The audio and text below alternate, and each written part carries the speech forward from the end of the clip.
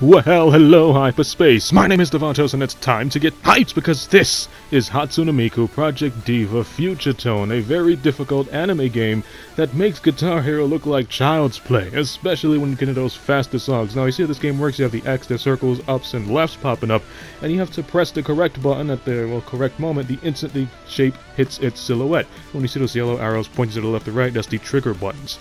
And if this song seems fast and difficult, there are some other ones that make this seem easy. So this is a very, very fun game. If, as I said, you're into Japanese music, Japanese anime, this is the kind of game for you. The songs in this game are actually pretty catchy. I can't have the songs playing in the video for copyright reasons because they're Japanese and I don't know what is copyright and what isn't. So in this video we're going to be talking about just a bunch of random stuff. Random rambling of randomness series. I upload these very, very rarely. But we're just going to be talking about a lot of questions that I'm asked and some rumors that's floating around the gaming community. So let's start off with the questions. Quite a few questions I'm asked quite a bit is, first off, is this my real voice? Yes, this that you're hearing is my real voice. I'm asked that all the time.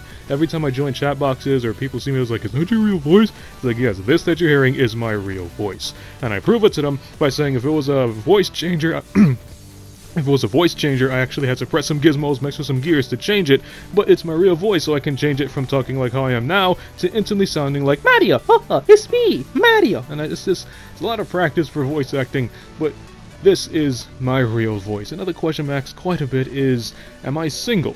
Yes. At the making of this video, Davontos is single. And for quite a few other questions I don't remember, how am I so good at video games? Well, this game that you're watching right now is one of the reasons. This is, I think, what, the 6th installment in the Hatsune Miku franchise? And I've played almost all of the Miku games, and believe it or not, when you play these games, because there's a lot of fast button pressing and a lot of hand-eye coordination, this game would make you much better at first-person shooters. When you play this game, and you hop on games like Call of Duty Overwatch, you'll see how slow Call of Duty feels after playing this game, which is why when you see my Call of Duty gameplay videos, I'm going, you know, like maybe 20, 30 something kills and I die like 2 or 3 times, because it seems so slow, because I'm playing games like this all the time. And the same thing for Overwatch, like that Sombra game I uploaded yesterday, I was just beasting with Sombra, and you know it's very difficult to beast with Sombra. I was just destroying the enemies because everybody got some slow reaction times. You know, no hating on them, you know, it's not their fault, they just need some practice, but still, when you play games like this, like Guitar Hero, Hatsune Miku, and so on, and you hop on some regular pace games, I guess in my book it would be regular pace games for Call of Duty and so on, they would seem so slow. So if you want to get faster at the games, I suggest, you know, playing something like this. I think there's a demo on the PlayStation Store where you can play this on easy and normal difficulty, but if you want the very extreme stuff, you know, very fast stuff like this, you probably got to purchase the game and then play extreme or extra extreme or maybe even hard difficulty if that's too much for you. So, about some rumors that's floating around the internet. Now, E3 is on its way, a couple of days, a couple of weeks, June 13th is E3.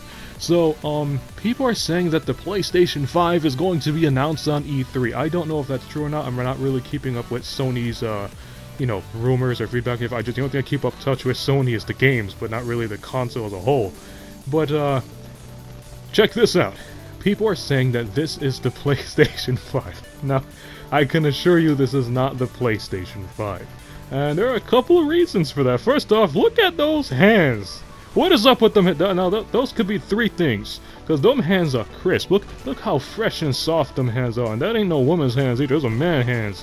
And those are man hands. And they looking so fresh, smooth, and sexy like that. There are 3 things. Either this is a completely CGI animated dude. If you ask me, he kind of looks like Nathan Drake's hands. So it's either CGI or a gay dude. But this looks more like Nathan Drake's hands. And not only that, but the console is a complete knockoff of the Switch. And, if you actually think about it, you know, for real now, if you actually think about it, the Switch is a very, very popular console, which makes sense for Sony to make their own version of the Switch for the PlayStation 5, but I don't feel like this is going to be their move for the next generation of PlayStation because of how they function. If you actually look at Sony and Microsoft, they're more about presentation, which is why their consoles are pretty standard, you know, a box-shaped console, you got a standard remote, And it's a big, bulky console. All of the PlayStation and Xbox consoles are big and bulky to make room for space in the hard drive, because it's all about presentation. That's why if you look at like most of the PlayStation and Xbox games, they look realistic, relatively realistic. And even if the gameplay sucks, it still has, you know, rather appealing graphics, because Sony and Xbox, they're all about presentation. However, Nintendo, they're not about presentation. Nintendo is all about gameplay, which is why, you know, the most popular games on the Switch right now is like Mario Kart and Breath of the Wild. Those two games are out for the Switch, but they don't look realistic. They look very cartoony. And I'm not saying the Switch doesn't have the capabilities of making something look realistic, because I'm pretty sure it does, but that's not what Nintendo is focusing on. They're focusing on making the game fun, which is why when you pick up Mario Kart, you can't put it down. But when you pick up a game like Call of Duty, it may look realistic, at least to some standards, but it may look better than Mario Kart. However, you can easily put it down because Sony's not really focusing on gameplay. They're more focused on graphics. And with a console that's this small, being the PlayStation 5, there's not enough room for a huge graphics card, meaning that the graphics for this so-called PlayStation 5 isn't going to be great. And we can actually get into numbers here. If you look at the PlayStation 5, the standard original PlayStation 4, sorry, not PlayStation 5. If you look at the original PlayStation 4, it's a 500 gigabytes for the standard PS4. And you see how big and clunky that is. Now, I know you can go into arguments saying, oh, you can have something that's even smaller and have 1 terabyte of data, and, you know, for those of you who don't know, 1 terabyte is 1 terabyte of data is 1024 gigs, but yeah, you can fit a terabyte of data in the PlayStation 4, but that's not the problem. The problem is the price. This is, you know, Sony's a company, they're all about the marketing, they're about the payments and money, and if you actually put stuff like, you know, terabytes instead of gigabytes in the PlayStation 4, or if the PlayStation 4 runs by even freaking, like, petabytes or exabytes, you know, that's insanely expensive. And for them to put that in the PlayStation 5, because, you know, you can have, for example, they're using terabytes in the PlayStation 5, they're going to have to spend a lot of money on, well, cards. How can I say this? They have to spend a lot of money on data cards that hold terabytes, which are much more expensive than gigabytes, and they're going to have to do that by the thousands, if not millions, so it's not really going to be much of a profit for PlayStation to be doing that, just because they want to make the PlayStation 5 look like the Nintendo Switch. You see what I mean? So if they're going to actually have to make something like the Nintendo Switch, they're going to have to really cut down on their graphics capability, which isn't a move Sony would take. Because, I mean, it only makes sense. You know, PlayStation 4's graphics look better than PlayStation 3, and then here comes PlayStation 5 graphics, and it's like, it looks worse than PlayStation 4. That doesn't really make a lot of sense.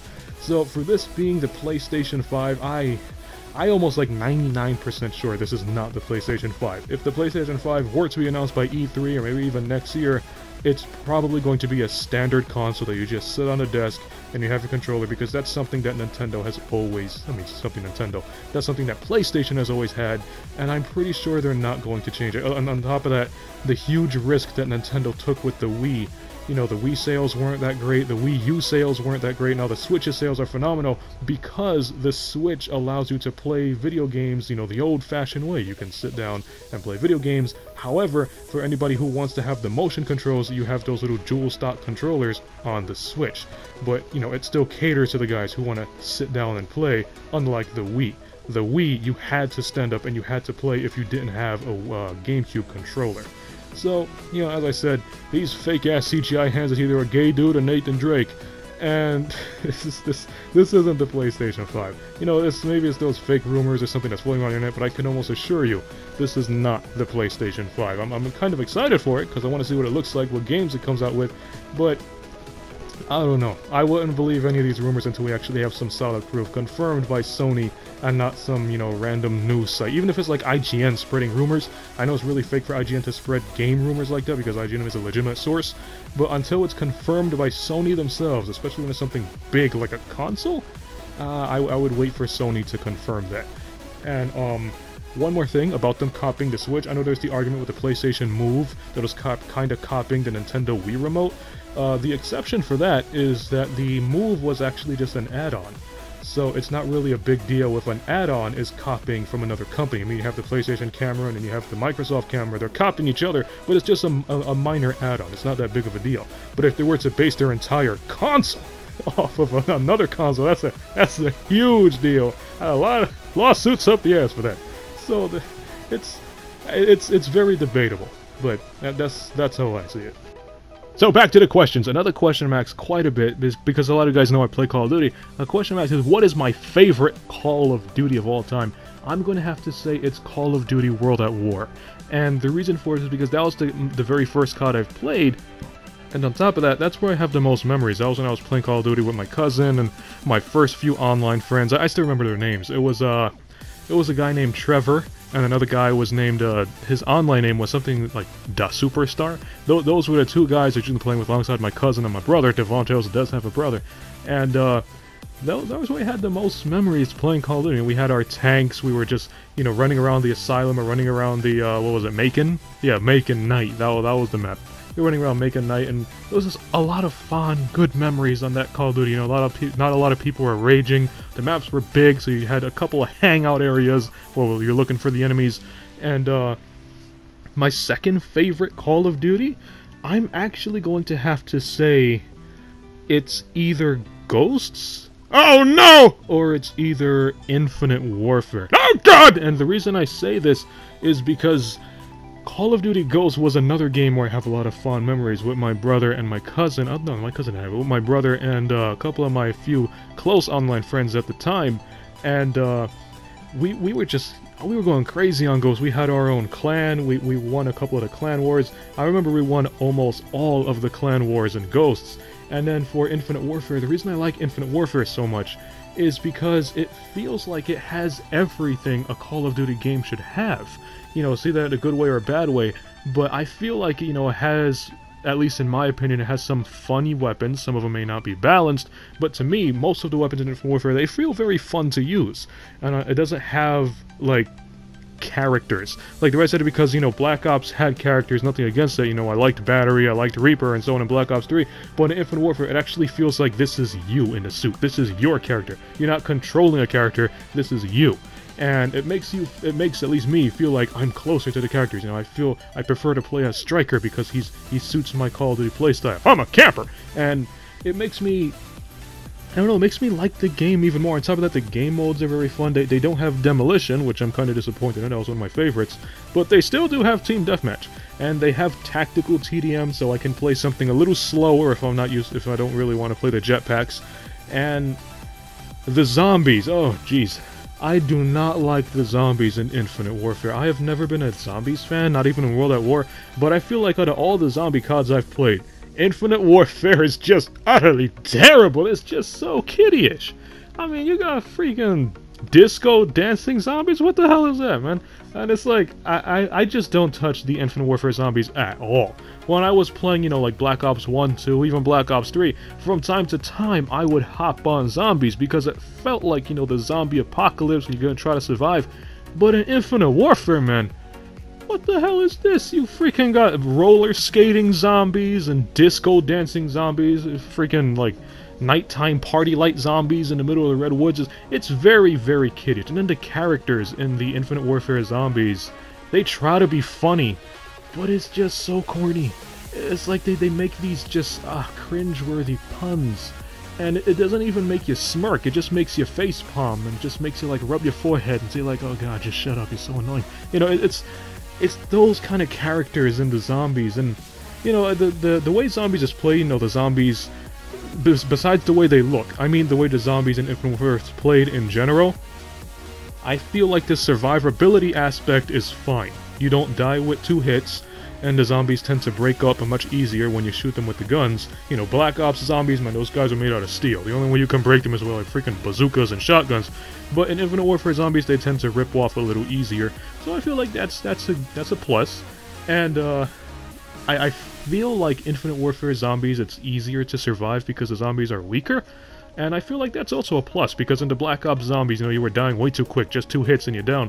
Infinite Warfare, I think, is, what, 4 or 5 hits? So that's also good. But other than that, in my opinion, Infinite Warfare zombies sucks! And I'm probably never going to play it. To be honest, that Redwood zombie thing, I only played that like 3 times. Zombies in Spaceland, I only played that twice. And the freaking zombies in New York City with their kung fu shit, I only played that 1 time and I regretted it. I am never going to play zombies again. Once the last 2 map packs come out, I'm probably just going to play the zombies one time, give it a shot, and I ain't never going to touch it again. I'm just going to stick to multiplayer. And for Call of Duty, my most disliked Call of Duty. A lot of you guys are going to hate me for this. Brace yourself! My most disliked Call of Duty is Call of Duty Black Ops 2. Oh God! And the reason I say that is because it just wasn't fun to me. I don't know, it felt very stiff. It felt like your character died too fast. The kill streaks were fun. Kill streaks were fine. But just the weapons and the weapon attachments and just how everything felt. It didn't really feel comfortable to me. And even the way it looked, you know, it was kind of like the bridge between Black Ops and Advanced Warfare was like, you know, which it was. It was like the gap between those 2 timelines.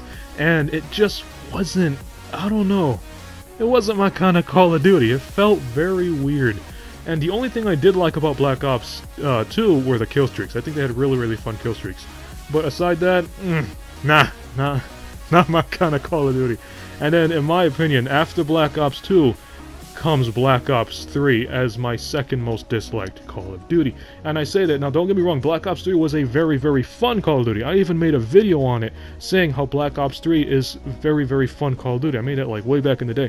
The problem is, Black Ops 3 had so many add-ons and so many shit tossed into the supply drops, it just became a struggle to even keep up with the people who had these overpowered weapons. And, you know, Infinite Warfare isn't like that. You know, granted, the Exion from Infinite Warfare is overpowered. You know, it's the best hipfire assault rifle and so on. But the thing is, you can get the Exion from supply drops, or you can get the Exion by completing in-game challenges, which kind of puts a little bit of balancing aspects into the gameplay. Black Ops 3 wasn't like that. You had that fake-ass disc-launching gun, whatever, it shoots like a frisbee and it slices through people. That thing was overpowered as shit, and if the enemies had that, hell, if like 2 enemies had that gun, there's nothing you can do. No matter what gun you had, you couldn't compete with it, and it became a very stressful, very not fun game, because there was just so much in the supply drops, and there was no way to get it except from supply drops. On top of that, it didn't feel like a military game. And I say this because, you know, Infinite Warfare feels like a military game. It feels like maybe like a mixture of Call of Duty and Halo, which is fine. It's futuristic shooters. But Black Ops 3 is a futuristic shooter, but, you know, got freaking people doing dabs, and you got people like doing the worm, and I was like, what the hell is this? This ain't no military dude. Imagine you freaking deploy into the military. You know, you jump off your helicopter, you're parachuting down to the battlefield, and then instead of you know, readying up your gun and getting ready for battle, you look around and you see your freaking comrades doing dabs or twerking and all that bullshit. It's like, that's not a military game.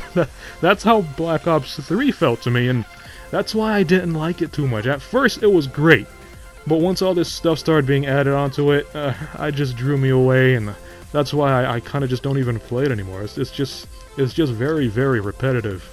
And it's a shame, too, because I loved Black Ops 3. Man, I love Battery. You guys know Battery was my bae. If you actually keep up on my Twitter, you see that a couple of times I spoke to the voice actress who voices Battery. And it's a pretty cool girl and so on, but just what Treyarch has done with Black Ops 3, I don't like it. And I really, really hope Infinite Warfare doesn't get as wacky and kooky as Black Ops 3 did. They're kind of heading with that direction, because you got your soldiers playing with action figures and so on, but they're not rubbing it in your face like Black Ops 3 did. So if Infinite Warfare stays just as it is, I feel like it's going to be fine.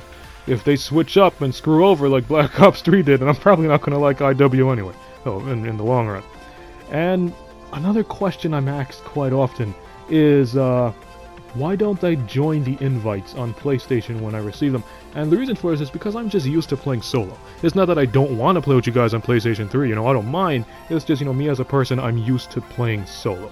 You know, if a couple times I do join you, know, I don't mind, I stay for a little bit, but you might notice, you know, I leave like after 4 or 5 games, because just me as a person, I'm just used to being solo. Now, let me actually ask you guys something. You guys can answer in the comment section below, because it's something I'm very, very curious about. Now, me being Davontos, and once people find out I have a YouTube channel and I'm not very popular, but I guess a handful of people know me, they tend to, you know, troll and hate and so on, and they say, "Oh, Davontos, you fat!" Which, again, I'm not fat. If you've seen me appear up on camera a few times, you see I ain't fat.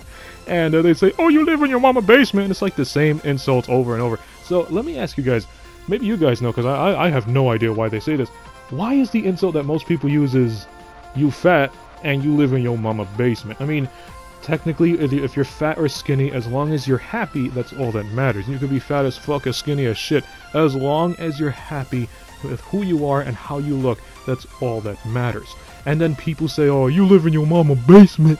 I mean, what's so bad about that? I mean, let's think about this. Let's say you're living in your mama basement, and you happy. Your mama's not giving you any problems in there. You ain't giving your mama no problems, so you live in a happy life, alright? Maybe there's some way you're making income. Oh, maybe you're a YouTuber and you get paid by YouTube. Maybe you guys won the lottery, so you need to get no job. But for whatever reason, you're happy living in your mama basement, and your mama happy having you in the basement. What is so bad about that? Why are there such specific standards you have to live up to in today's society in order for you to be socially accepted? And that's something I'm very, very curious about. I mean, it just hits me all the time. Like, every time they throw these insults at me, I don't feel insulted in any way, and I just throw this logic, I just told you, I just throw that at them, and then they just, like, stay quiet. They're like, oh shit, he right. And it's like, why is you living in your mama basement such a common insult nowadays, and why is it when it's said to other people, they feel insulted by it? I don't understand that. And it's the same thing with the girlfriend. You know, they say, oh, Davontos, you ain't got no girlfriend. It's like, big shit, I don't got a girlfriend. You know, maybe I don't want a girlfriend at the moment. Maybe I just can't find the right one. But me not having a girlfriend, that doesn't make me any different than you who has a girlfriend. Because technically we're all still human. We all feel pain, we all love, we all take a shit.